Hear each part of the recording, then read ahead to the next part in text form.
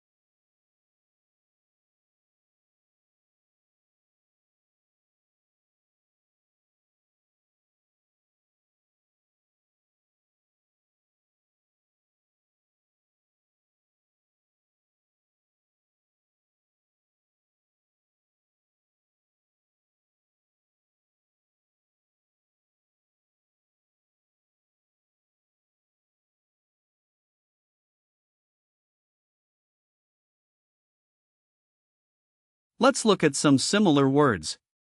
For instance, words that also have the root Haar. include Haarschnitt. which means haircut, and Haarkamm. meaning hair comb. That's helpful. Any other examples? Yes. There's also Haarfarbe.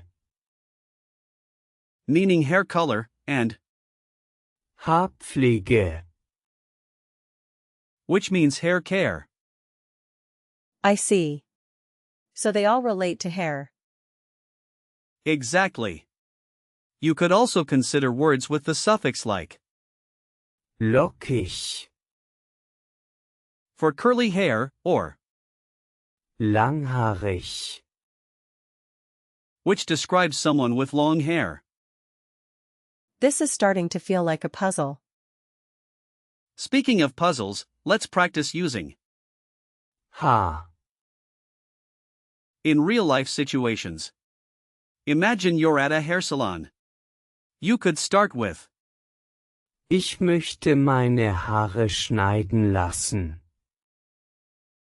meaning I would like to get my hair cut. I'll try. Ich möchte meine Haare schneiden lassen. Perfect. Now, let's say you're talking to a friend about hair products. You could say Ich brauche ein gutes Shampoo für meine Haare. which means I need a good shampoo for my hair. Ich brauche ein gutes Shampoo für meine Haare. Great. Lastly, if you're at a beach, you might say Die Sonne hat mein Haar aufgehellt. meaning the sun has lightened my hair. Die Sonne hat mein Haar aufgehellt. Remember, Haar. is a neuter noun, so it follows the pattern of neuter endings. The ending can help you remember its neuter. That's a good tip. Also, think about a vivid image like a shiny hairbrush when you think of Haar. to help you remember its gender. What about usage notes? Is it formal or informal? It's quite neutral. You can use it in any situation. Common phrases include Haar schneiden. for to cut hair, Haar waschen. for to wash hair, and Haar föhnen. for to blow dry hair. Are there any words that are often confused with? Haar. Yes. Some learners mix up Haar. with, Haar. which means to hoot. Can you give me some example sentences with? Haar. Of course. For example, Mein Haar ist sehr lang. means my hair is very long. Another example is Ich habe braune Haare. meaning I have brown hair. I like that. You could also say Sie hat ihre Haare gefärbt. meaning she dyed her hair. And don't forget, Hat sich die Haare geschnitten. which means he cut his hair. This is so useful. Now, let's do a quick recall check. What is the plural form of Haar. Haare. correct? What does Haarfarbe. mean? Hair color.